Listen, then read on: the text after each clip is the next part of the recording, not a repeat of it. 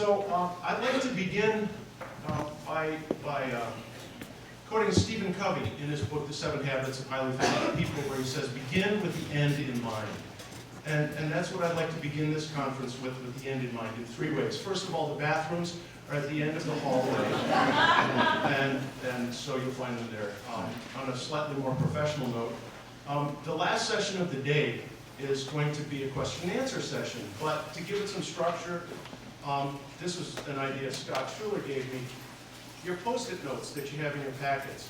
While you're going throughout each session throughout the day, if you have a question that doesn't quite get addressed, or you have a concern, or you have a comment, or you're a real skeptic and you have doubts about things that are being said, please write them down on a Post-it note. And in between sessions, just stick it up there somewhere on the banner. Okay, we can use that as kind of a wall to put our questions up. At the end of the day, we'll take those questions as the starting point for our question and answer session at 2 o'clock. Now, in order to give a little bit more depth to this, if you see a question on the panel as you're looking in between sessions, and you really think that's a great question, you'd like to hear that, put a blank sticky next to it. So the more blank stickies that surround a question, that's the question everybody wants to know, and we'll start with those. Okay? So please do that throughout the day. And then, in the third way, beginning with the end in mind, the end really goes beyond today to what we do in the classroom and what our students learn. And the whole discussion around standards, I think, is simply a way to pause and to think deeply about think about what we should be doing in the classroom, and more importantly, why we do it. Because without this kind of self-examination once in a while, our particular subject, music, can easily become an activity rather than an art. High school music programs in particular are frequently activity-centered rather than music-centered. And taking the time to think about how to teach students to love the art of music is the first step to developing a curriculum, which I believe is the greatest value in discussing these standards. Discussions like these today, whether about standards or our own performance in the classroom, help us think more deeply about what we do and why we do it. So thank you for coming. I'd like to welcome our first speaker, Scott Shuler.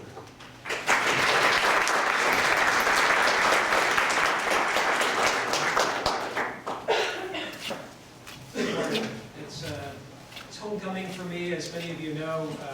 Connecticut was a long time our home. More recently, it's become California because of grandchildren, but it's really good to be back in the area. I want to comment on how important it is. My teaching career began in Delaware, which is the other small state, and at least the one on the East Coast. My Montana friends always remind me that their population is the lowest, but the fact is that the way things work in a small state, it takes some people to step up, and it's smaller gene pool, right? So a few people have to step up and make a big difference, and I just want to acknowledge the work that Rob and his team have done to make today possible.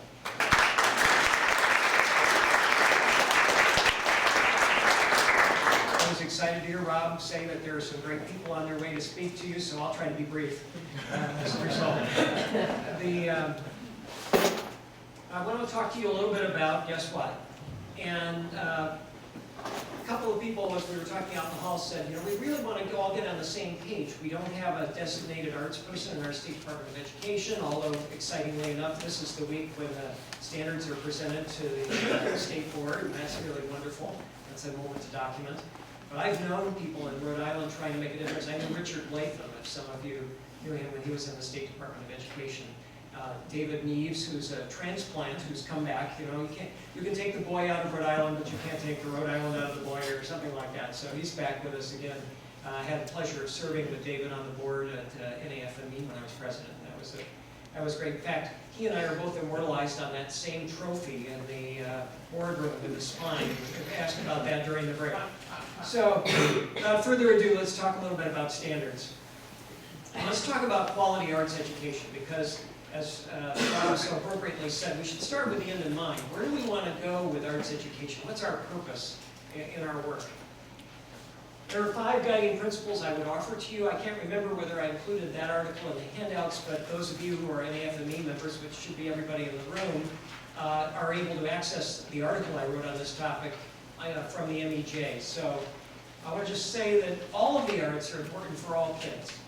We resonated with music. Some of us who are very fortunate have other art forms that have really changed our lives as well. Some children, however, need a different kind of experience.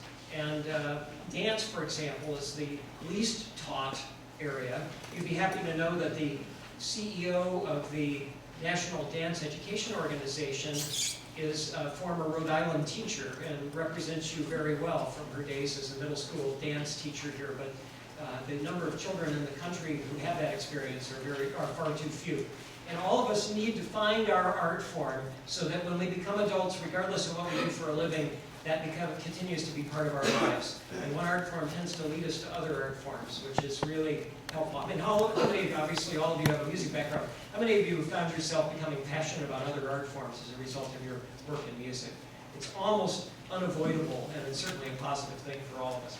Secondly, we need to develop students' independence. If we're going to have functioning, artistically thoughtful people in our society, we need to have people who can function independently. Now that is a challenge for us in performing arts because our model in all of the performing arts is somebody who's an expert telling people what to do and then all the people in the room doing it, whether it's theater, dance, or music. And so this idea of developing independence, once I'm through teaching you what's going to happen to you as a musician, is really important. So what does it mean to be independent? It means to be able to carry out the artistic processes of creating, performing, and responding. And we'll talk about that some more today. To be able to do what it is that musicians do.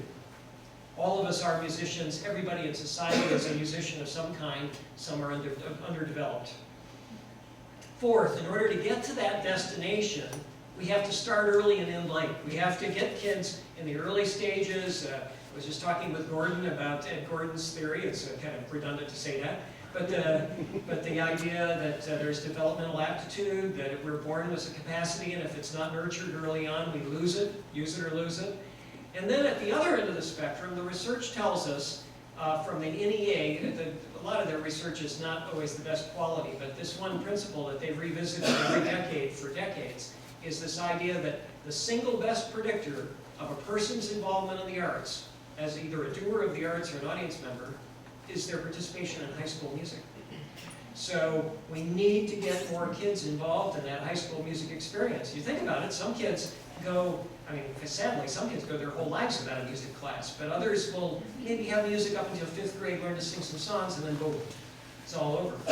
Think of the gap there. We need to get them back in high school. How do we do that? We design a set of electives that attract students in, contemporary students, students from the population that we happen to teach. And I'll touch on this a little bit as we go along today also, but it's not, it should not be my way or the highway. You know, if you can't do something in a group with a baton in front of you, then it's all over for you musically. We need to change that model. Here's an example of the student who needs to move. I'm reminded of this every day with my grandchildren again, as I see them needing to move. It's not that they can't sit and look at a book for an hour. Thank goodness they love to do that, but they also need to move. And the way that schools are set up, we don't encourage that. Wouldn't it be wonderful if every child thought of movement as a form of self-expression, as well as, instead of being a problem for which they should be taking Ritalin or some drug, you know, because they need to wiggle. So, in that paradigm of arts education, of music education, there are 2 ways to describe our mission. These would be the kinds of statements you might put on your wall in the room to remind you of what your job is. One of those mission statements is the following. Our job is to empower children to carry out the artistic processes of creating, performing, and responding. Easily remembered because of the term CPR, performing and responding, so that they can carry those out independently, so that we become less necessary. And that, I'll come back to this theme several times. Great teachers make themselves unnecessary. That's the essence of teaching. The second is even simpler. It's we need to help children find paths they're willing to walk into their adult lives in music. They need to find a path. That path may not be the path we follow. I can almost guarantee that in this room, there are at least, I don't know, if there are 80 people in the room, there are probably 50 different paths that we followed into our music work. And we need to recognize that that's true of students as well. So the role of teacher evolves in this model in the early grades from being a model, and there is imitation involved in that process, moving to being a mentor to students, a guide to them, to eventually being a resource they might come back to later on. And the student moves from somebody who imitates to someone who eventually has independent control over their music making. I use an example from an English class. Can you imagine I've become CEO of an organization, I need to write a memo, and I have to go back to my high school English teacher in order to get guidance on how to write that memo? No, by the time they graduate, they need to be empowered to do some things that we should say are non-negotiable. And I'll give you an example of one that we don't often talk about, but it's absolutely essential. Do you know songs you can sing to your children? Do you have a repertoire of songs? I mean, that's non-negotiable for me. And that should be part of our core curriculum. That's a life skill, right? All right. So why did we do new standards? I've greatly abbreviated this because we're way down the road. But just want to point out some of what's changed since 1994 when the first set of standards came out. So many things in our environment have happened since then. And we really need to acknowledge that by altering our practice. I had a commissioner once who said, well, school districts are supposed to revise their curriculum every 5 years, so we should revise our standards every 5 years. I thought, what a nightmare for, the moving target syndrome. Standards shouldn't change that often. They should be tweaked over time gradually. And it's been 20 years. And 20 years ago, 1994, I had to buy my own modem to have internet and to be able to do email in my office. And I hooked it up to my phone, and it went stong, stong, dong, dong. And then I'd be paying for my own AOL account, and about 20 minutes later, an email might download. It's just life has changed significantly, right? So we asked states, because states are the main vehicle for standard selection, whether states want to do standards. And in fact, they did. And when they gave us that feedback, they said, here are the things we want in our standards. Now, I'm not going to highlight everything here, but notice that among the things they want were that, and this comes back to us, to Charlotte, we were talking about work skills. They wanted 21st century skills to be included in the new standards. They wanted them to be measurable and accessible because there was a strong sense that assessment was becoming all part of all our lives. They wanted higher level thinking to be engaged among students. It wasn't just all skills. I've reviewed a number of state standards documents in my life, and I'll never forget the one I reviewed that had flammadiddles in the state standards. That's just a little too fine a grain for standards. And 4 disciplines. They wanted at least the 4 standard disciplines, easily remembered with the term DAMIT, dance, art, music, and theater. And that was, in fact, the name of the organization of arts organizations years ago. We had to rebrand ourselves for the first standards effort. We also, states said, we also want standards that begin with pre-K, because we see a movement toward more early childhood education for students. We recognize that it makes a big difference in students' ultimate attainment when they have that experience. And we want guidance as to what musically should be happening at those levels. We want it grade by grade, and I'll tell you that was a major challenge for us, was to write something that looked like standards but went grade by grade. Because when you go grade by grade, you can't paint with a big fat brush, broad stroke standards. You have to get finer detail to show incremental change from grade to grade. So that was a major work focus for us. They wanted levels at the high school. We talked a lot about how to do it at the high school level because we know some kids come to us for the first time in our programs at the high school level. And other children have been with us since pre-K. And how do we design high school so that it's feasible? And I'll come back to that. We also decided, because so many people use some variation on big ideas or enduring understandings in their local curricula, and they're very hard to write, and enough of us had experience on the writing team writing those to know that frequently, I'm telling you something you already know, they want you to write an arts curriculum in far less time with far less support than they give to the English department or to the math department. So I'm going to give you after school 4 days, and would you please write a new curriculum? Well, if you're trying to do enduring understandings, you could easily suck up, not 4 days after school, but you could be meeting for a year just on the understandings. So we provided a set. You can use them or change them or discard them if you'd like, but they're there. How many of you use some variation on understanding by design or one of those approaches to curriculum? Yeah. We wanted, of course, to be accessible, and we wanted to create more clear unification across art forms, clearer than we had in the last set. All right, so what did we write? Well, we started with these 4 art forms, and then there was a big discussion about adding a 5th, which is media arts. And I'm still a little bit ambivalent about the decision that we made, because I think that what's in media arts, for the most part, should live in the other art forms. For example, I wouldn't want media arts to do all the music technology, because if we're not up on music technology, we're not teaching kids 21st century skills, and we need to be using it in our classrooms. However, there is an area of film and gaming and stuff that wasn't quite visual arts, and wasn't quite theater, and so there's this other field that's been developed. We'll see what happens with the teaching of that. So now let's talk a little bit about independence and the 3 artistic processes for a minute. In music, there's been an evolution in our field over the last 40 years or so, from a situation where it was all about performing. In fact, elementary music used to be called vocal music in many districts. Are there any districts in Rhode Island where that's still true? It's called vocal instead of general? No. But in Connecticut, when I came to Connecticut, there were some still calling it that. And that was really the emphasis in the curriculum, which I totally buy into, by the way, that singing is a fundamental part. That's non-negotiable at the elementary level. But there's been a balance, more a movement toward more creating, more responding to music as being part of the curriculum, more of the general approach in the sense of covering the spectrum of music making across the curriculum. When I arrived in Connecticut, 98% of the instruction going on at the high school level was band, orchestra, choir, and there was that tiny 2% was some kind of music theory class. And our programs have also evolved since then, and we can talk a little bit about that. We will today. And then, of course, from going from low-tech to digital, and the way that people encounter music now has changed so fundamentally that we need to acknowledge that and enhance that through our teaching. So more about that later.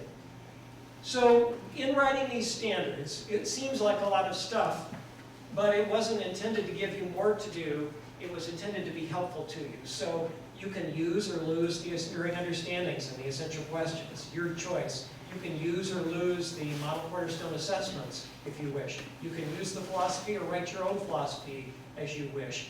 But we wanted to provide you with a set of tools that you can put together to facilitate your music curriculum development, because most of us in the music education field unfortunately don't have assigned supervisors who are music experts who work with us on an ongoing basis to do curriculum work.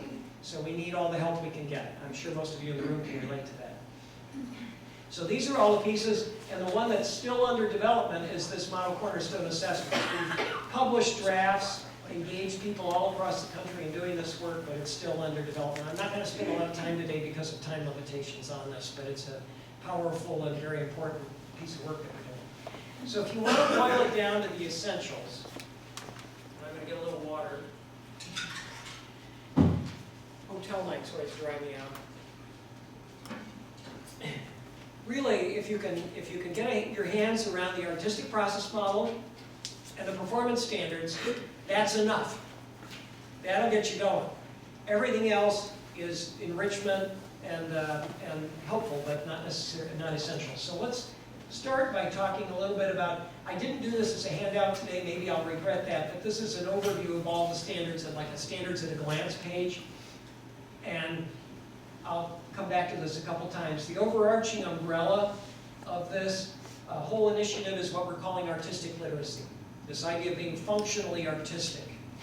And underneath that, we developed a set of philosophical foundations and lifelong goals for music making.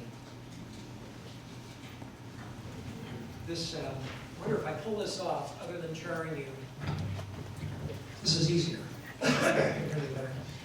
So let's talk about those a little bit. Notice they're overarching in this visual. There are 5 sets of philosophical principles that we've established in this that guide us. There are a lot of reasons to teach the arts, but we felt these 5 were most fundamental. 1, The arts are a form of communication. People who think that we should do fewer arts so that we can teach more reading and writing really have got it all wrong about the 21st century. Are we taking more information in through text these days or through alternative modes of communication? Obviously, it's the latter.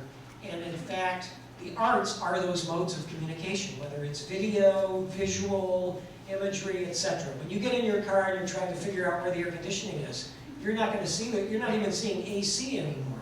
You see symbols that guide you in making those decisions. This is the way we communicate. And if you can't be literate, not only in decoding, but encoding through the arts, you're not literate. Second, this idea of creative personal realization. I'll come back to that a little bit, but it's a principle that really is our fulfillment in life, if we're lucky, comes through our work. And I think for music teachers, we're very fortunate that so much of it comes through our work. But for many in our society, if it were just about work, they should just go home and take a toxic pill. You know, it's just not the way, their life is about everything that happens after work. And we're part of that life. Third, we convey culture, history, we convey other kinds of connections in a powerful way.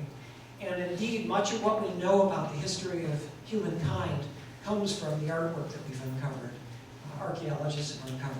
And new discoveries of artwork tell us stories about the way people live that we need to know.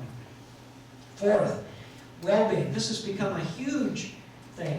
When I subscribed to Smithsonian's, the Scientific American's Mind Journal, and in that Scientific American Mind Journal, they're constantly revealing research about the arts and their impact on us at every stage of our lives, whether it's music in the birthing room, reducing the amount of anesthesia required, to the fact that adults who are engaged in the arts tend to put off the onset of dementia and Alzheimer's. So, well-being, and of course, in between well-being, it's part of our lives. For me, when I was not a music major, when I was a pre-med major, music was what I did to get my head together after hitting my chemistry books. So it's very, very important for those purposes. And then this fifth one is community engagement. Now, we all know that we bring students into the schools, and that's important. Arts events bring kids into schools. But what we don't think about always, and we need to remind the public, is that we create communities in our music class. That when we're engaged in ensemble activity, we cross boundaries that aren't crossed sometimes. We bring people together for a common purpose in a way that's really powerful and important. Here's Maslow's hierarchy of needs, this whole idea of self-actualization. This has expanded in the 21st century to include Wi-Fi, by the way. There's a know there.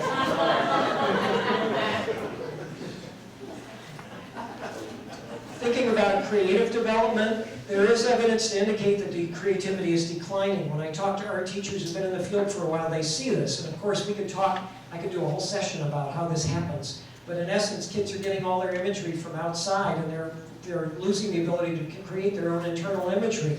And that's a problem, because when you read a book, you have to be able to create the video in your head.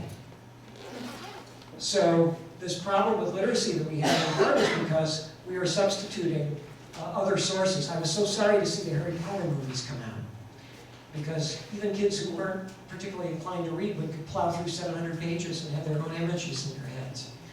This is an issue, and the arts can help fill that void by really pushing kids to make image. So let's talk about, I've mentioned some of these already, but these are among the areas where we see a lot of research on arts and wellness. I won't dwell here because of time today, but I'll say that, and I'll show you where you can find this if you don't know where it is. Not only do we provide these philosophical statements, but also a description of what our lifelong goal is for people. Many times when I look at curriculum guides, the goal is to have a band. The goal is to have a choir.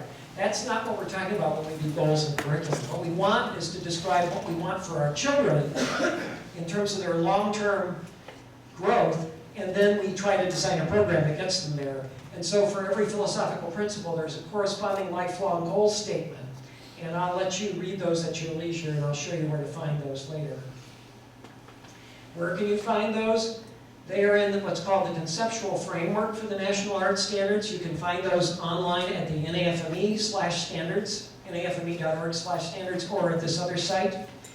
And when you go to this site, it's not immediately obvious. You have to go down to the bottom and click on resources, and that'll take you there. Now, we talked about alignment among the art forms. When we did the national assessment in 1997, we used the artistic process model to organize it. And the artistic processes are our strongest glue that hold the art forms together this time. You'll see them in this visual listed over on the left-hand side. There's a little bit of difference in the P verb between the art forms. We have performing in the performing arts, there's presenting in visual arts, and producing in media arts, but otherwise it's creating and responding for everybody. Connecting, I'll talk about briefly later. Because of the way we did our standards, connecting is built into the creating, performing, and responding in music. And art was originally going to be that way. I won't tell you the long story as to how we battled through that. But let's just say that working across art forms is a multicultural experience, a different kind. And if you picture your art teacher and how your art teachers are different than your music teachers, you'll understand exactly what I'm talking about. It's not that they are wonderful. In fact, they have a lot to teach us about creating. It's just that they're different. And their art form is very different. Here is an example of how creating, performing, and responding play out across the art forms. The artistic processes are not invented by us out of whole cloth. They've been used around the world. In fact, the British have been using creating, performing, and appraising for years. They have much better vocabulary than we have in the US, so they use other terms. Appraising sounds like something we do with a house before sale, so we didn't use that term. But it's been widely used across the world. I did a lot of consulting for the Singapore Ministry of Education. They have the same basic processes going on there. So we went from having 6 to 9 content standards per art form, ours had 9, to having 3 or 4 artistic processes per art form. And that's a way of simplifying the system and also making it more powerful in ways that I'll describe. So remember I said you could go from artistic processes to performance standards and you get it. Now let me fill in a little bit of the distance in between. Oop, next slide didn't happen, all right? So the question that we're answering in the performance standards is, what evidence of your competence in the artistic process should you be able to show at this grade? Grade 3. How well should you be able to create, and not just create, but to do some of the steps of creating? So let's use the music processes here for a moment. Here is the performing process. We all recognize this process because this is what we do. If you need to have a concert for the upcoming, whatever it is, what do you do in Rhode Island? In music, in Connecticut we had nutmeg. I don't know where I know where they came up with nutmegs. They had shysters who were selling people wooden little objects instead of nutmeg, and so somehow we became the nutmeg state, which is like saying we're the shyster state. I don't know if you have like the organized crime festival in Rhode Island, something like that.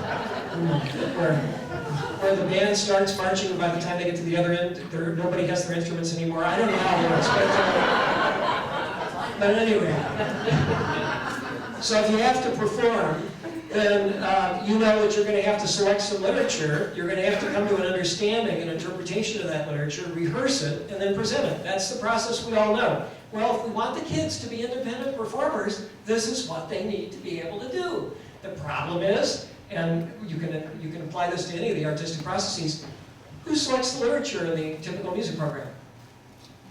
Who analyzes the piece? Who comes up with the interpretation? Who provides the feedback during rehearsal? And who bows at the end of the concert? Now, who is really performing in a typical music class? It is the teacher who's performing because they're making all the musical decisions. The students are basically their instrument. And they're mastering their instrument. And the students are doing their will. What we need to do is to transition, and I'm not talking about your classroom, because the fact that you came here on a Saturday means that you guys are out there working with your students in ways that are not average. But what we have to do is transition to where we empower our students to do these verbs. That's the essence of it. That's what it's all about. So what are the steps in these processes called? They're called, we argued about this title, process components. Say this, please. Process components. Those are the steps in the processes, and I'll refer back to these as we go along. So, checking for understanding, what are the process components for performing in music? select, analyze, you got it. Okay, always check for understanding, you know. Good, good. So now here are the 1994 standards. Man, you changed the standards so much. They've all, you don't even have, the things have so changed. Well, let me show you. So just to select literature, think about what you do as a musician. Which of these 1994 standards do you engage? Do you, for example, look at notation? Yeah. Do you analyze? Do you evaluate? Do you make quality judgments before you select your literature? Of course you do. Do you consider the historical period or cultural origin of these? Of course you do. Do you sometimes sing or play it as you're trying it out, deciding whether you're going to perform it? Of course you do. In fact, just the selecting step engages potentially almost all of the processes. Now let's take a look at, let's do another step here. So interpret. Singing and performing, certainly in the 1994 standards, talked about interpreting. And we have interpret as a step in the process. We also talked about presenting, having a polished final performance, which is definitely in these new standards. In fact, if you carry it out, it's all in there. It's all been reshaped in a way that makes it more coherent, because it really reflects, rather than having a bunch of marbles rolling around in a box that you have to keep track of in your curriculum, the performing process sequences, holds the standards together in a way that's meaningful. So remember, so now let's flesh out our original paradigm a little bit. We understand the artistic processes. We know that they have process components or steps in them, and those are what structure the performance standards. The performance standards are literally, how well should the students be able to analyze? How should they be able to select at any given grade level? There are only 4 or 5 process components per process. We kept it light. I was the taskmaster. Fewer, less. Make it easier for the teachers. Don't overwhelm them. We have a glossary. The glossary is a fundamental part of the standards. You should have the standards. If you're doing curriculum work, you should have the glossary in front of you at all times. You're going to have questions, I guarantee you, because everybody does, about what we meant by a certain term. We define the terms. And I'll get to the strands in high school. So again, I think of the processes as the string that holds the necklace of the standards together, if you will. Gives them shape, sequence, meaning. So what I would do in a longer workshop is have you spend some time thinking about what those steps might look like in your classrooms that you teach in. How would I engage students in selecting at a young level versus at an older level?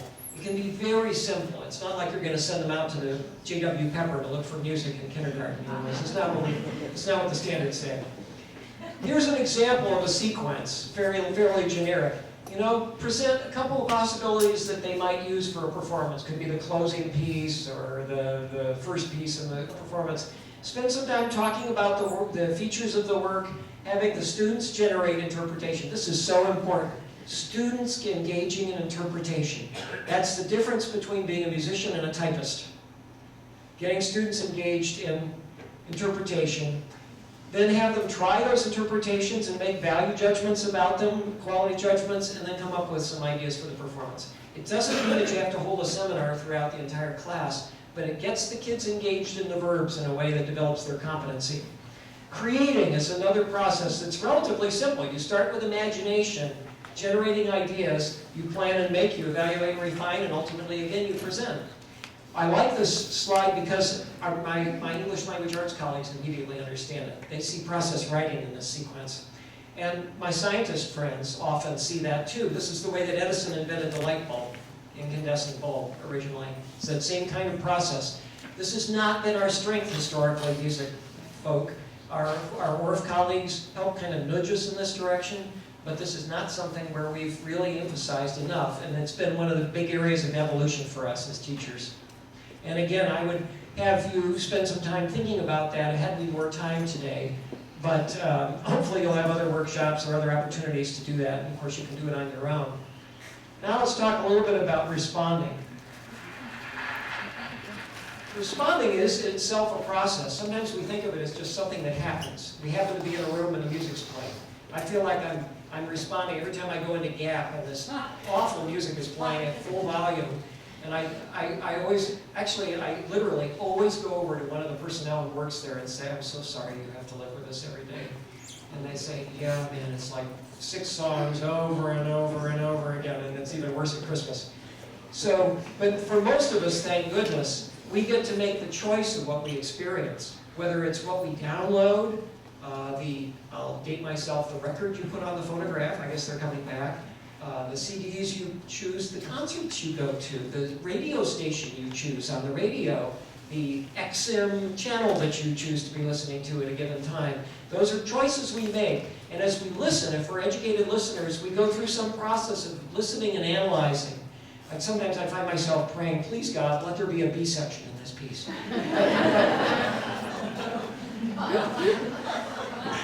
We analyze and we come to some quality judgments about what we hear.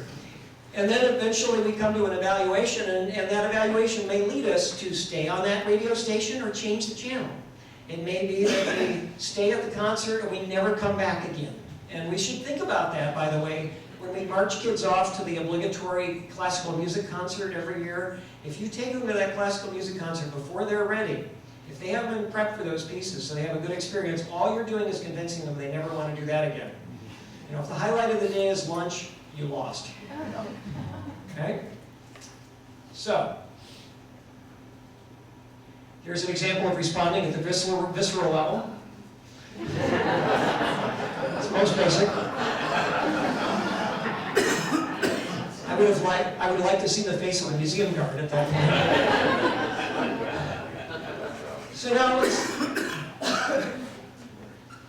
now when you put the artistic processes together, they align beautifully, and that's intentional. This idea that we transfer learning is fundamental. The whole idea is we don't teach them a particular song or a particular band work, for example, just for the purpose of them knowing that song. The purpose is that they learn something through learning that song that they can transfer to other learning in the future.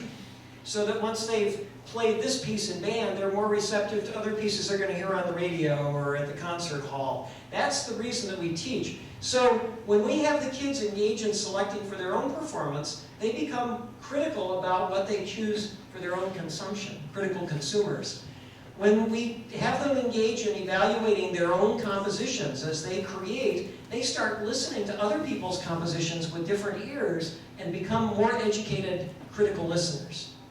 So that's part of the process that we're shooting for, is empowering them to carry out these verbs and make them transfer across art forms. That's why when we play a piece of, let's say, nationalist music in an instrumental ensemble, we should be bringing in excerpts from other pieces at least that are nationalistic, so they begin to generalize what they're learning about, you know, the finale to Dvorak's New World Symphony to other kinds of folk music influenced music that emerged during the same time period. Now, higher order thinking, I've alluded to it several times, let's go there. The old taxonomy, the one that was in place when I graduated from college, said it this way, and I always puzzled over synthesis. What the heck is synthesis? That's kind of like, and why is evaluation at the top? Does that mean that music critics are more advanced musical thinkers than people who actually make music? That doesn't sound right. Well, this has been revised since. And in fact, in the New Bloom taxonomy, it was published in 2001, create is at the top, which should make us all feel really good, because when you really understand something, you can create something new with it, which gives us another incentive to do creating in our classes, because if we really teach the concepts, we want the kids to apply them by creating something with it. It's like teaching vocabulary. We can teach kids vocabulary lists until we're blue in the face, but until they can write something and use the vocabulary appropriately, they haven't really gotten it. So, the higher order thinking verbs permeate the artistic processes. What are some of the verbs that you see that are higher order here? Analyze, interpret is higher order. You could argue for imagining. It doesn't appear in the Bloom, but it should be probably because it's powerful. And then of course we've got evaluate, which used to be at the top, and the word create is one of the processes. So there you are. When they talk about the arts, we're just skills teachers. Baloney, not if we're empowering kids. For the big four 21st century skills, we've already talked about communication. The arts are a fundamental 21st century form of communication. We've talked about creativity. I've mentioned critical thinking several times. What is that critical thinking? It's making those judgments, doing those verbs. Very powerful. Collaboration I haven't addressed, so let me touch on that at least. So I go over to my new friend Tushar, and I say, Tushar, do this, and Tushar doesn't. Did we just collaborate? No. He cooperated or complied, a different C word. When we collaborate, it's different. What happens? Yeah, we're working together. We all have ideas we bring to the table, and each idea is valued and has some influence on the outcome. Sometimes music teachers say, well, of course we collaborate, we have ensembles. Not if you're running a directorship. Not that. It's only when you engage the students in thinking that you really are engaging in collaboration. So, the artistic processes authentically reflect what we do as musicians. They thread the 94 standards for us. They reflect higher order thinking and 21st century skills. Good, thank you, standards writers. Now, there is one level you're going to hear mentioned from time to time. I'm sure your state board is going to be looking at anchor standards. Anchor standards were developed after the performance standards were written. They were imposed as a way of showing similarity among the art forms. I wouldn't spend any time, waste your time too much on anchor standards in doing music curriculum work. They had no relevance whatsoever to our development process for the standards. They're just a good way to talk to school administrators. That's what they are. All right, I'm going to just mention the enduring understandings that underlie are very important. I'm not going to spend a lot of time there. I want you to see this though. Now, when I went to Singapore the first time, I presented this slide and nobody laughed. That's what they're working on in Singapore. They know how to do tests. What they're trying to do is this stuff. So, what we want to do is again, this is a different way of looking at what I talked about. Move the kids from dependence to codependence to independence. From where I ask all the questions, to together we ask questions, to where they can ask the questions. From where I decide to where they decide. Those of you who are parents, does this look familiar? This is the progression we shoot for as parents too, doesn't it? So, taking an ensemble example, we go from where you have to prepare and deliver with the teacher, prepare with the teacher but deliver without the teacher, sounds like chamber music, maybe early chamber music experience, to eventually where they can prepare and deliver without the teacher, because that's what it means after you graduate, which you're going to have to be able to do. So the most important question afterwards is, could you do it again without me? That would be something I'd congratulate you for, at the end of a performance. So I'm just going to mention, the idea of the standards is you do all the art forms through grade 8 or so, and then you make a choice in high school. You elect it. I'm going to skip over some of this, digging into the specifics of the standards so I can get to something I want to explain, the levels at the high school, the 3 levels. Proficient is roughly equivalent to 1 year of high school study.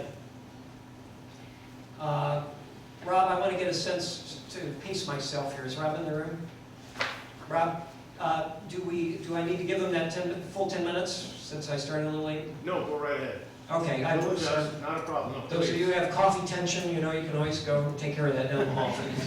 So the proficient is equivalent to roughly 1 year of study. Accomplished is sticking with us for 3 or 4 years of sequential study. And advanced is to address the concern that we have in many schools about the emphasis on kids doing college-level work when they're in high school. In the arts, many of our kids really are doing college-level work, but we haven't had a way of formally acknowledging that unless they were in AP music theory. These standards at the advanced level represent beyond high school level work. And so it gives you an opportunity to document how many of your students are doing that level beyond. This is what it looks like grade by grade through grade 8 and levels at the high school. I'm going to talk just very briefly about this. The fact that we've seen declining enrollment in our schools. We basically have been teaching the program that people expect from us because that's what they had when they were in school. Those of you who've heard me speak before, I call this the Anatevka model because it's based in...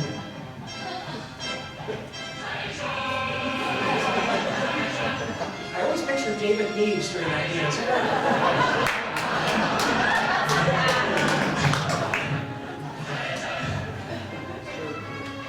You have to let him finish the phrase. Okay, there we go. So, I mean, we really are so tradition-driven, more so than in most subject areas, the way we've taught music, and we need to get away from that. Because contrary to popular opinion, who said, you know, people say if you keep on doing what you've been doing, you keep on getting what you've been getting. That's a lie. The world's changing. What really happens is, in a time of rapid change, is you get less and less of what you want when you stay the same. You have to keep moving because the planet's spinning through space at some incredible speed, and we have to keep moving in order to stay even. We don't want to be in this position.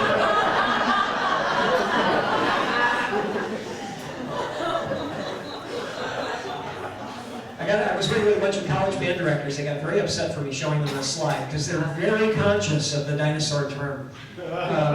So let's talk a little bit about what we need to design in terms of our programs to reach out for kids. Now, ideally what happens is you've got this group of students over on one side and a set of expectations that you want them to meet. And on the other side, you've got what teachers like to teach and what they know how to teach. Now, in this model, which side of the screen tends to drive the equation? The left side, correct? You know, I feel comfortable doing what I do unto others as was done unto me, as a corollary to the golden rule. So the problem is that's not where we should start. And there's only one thing, given the fact that kids have needs that we're not meeting, and it's clear if you look at the enrollment in high school elective programs that we're not. There's been a decline in enrollment over the years. It's not that band, orchestra, choir aren't important, it's that they're not enough. Necessary but not sufficient, I think they'd say in logic class. So the only thing you can change on this screen is the box. Which box is it that we know how to change, that we can change? You know, it's this box over here. What we know how to teach is the only thing we can alter there. We have to grow. So we have to move from being driven by what we like to teach to change what we know how to teach to give the kids what they need. And there are all kinds of different things that we need to learn. Let's see if this slide is, there we go. In the Southwest, we see mariachi ensembles, we see keyboard classes emerging, we see guitar classes exploding around the country. We see steel pan ensembles, there must be 15 of those in Connecticut right now. And of course the electronic learning. These are all areas where we need to expand, and it was not what the traditional conservatory taught us, the kind of way that we were taught. In fact, jazz band, when I was at University of Michigan, it's changed, thank goodness, since then. We had to rehearse across the street because they wouldn't allow jazz in the music building. You know, we, as a profession, are squarer than square, historically. We have attitudes toward certain instruments.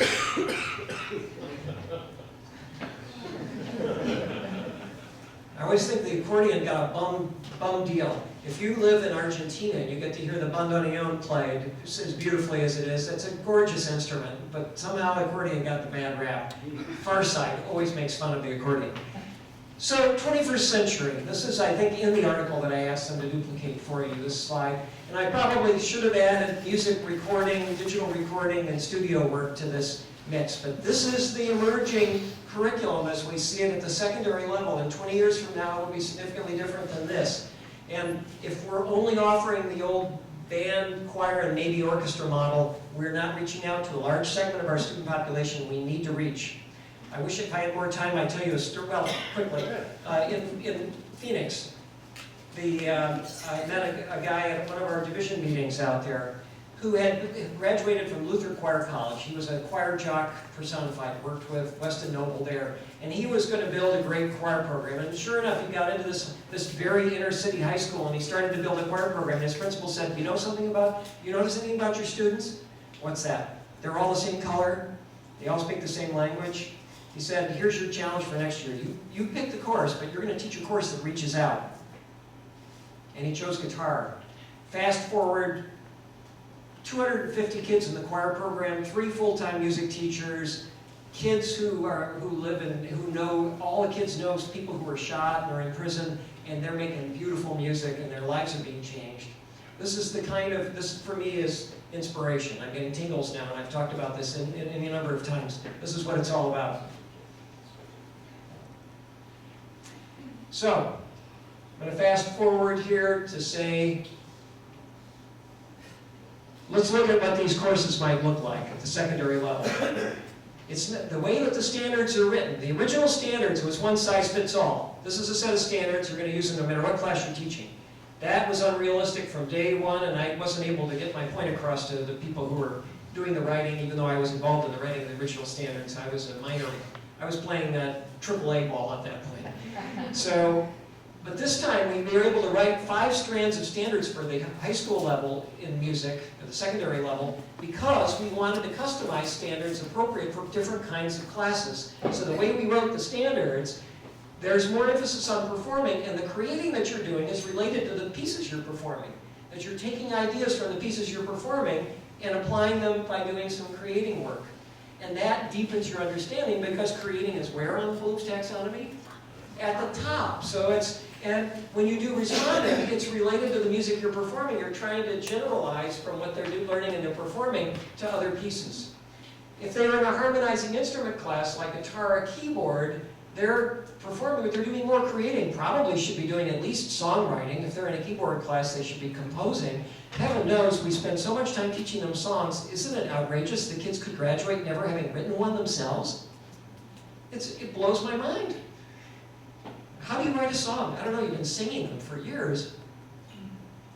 Composition theory, sure, the emphasis is on creating, but they should inform their creating by listening to works, looking at works that others have composed, and once they've created, they should have the experience of trying to bring them to life through performance. It's not all about electronics. I'm not going to talk about novice and intermediate level because of time.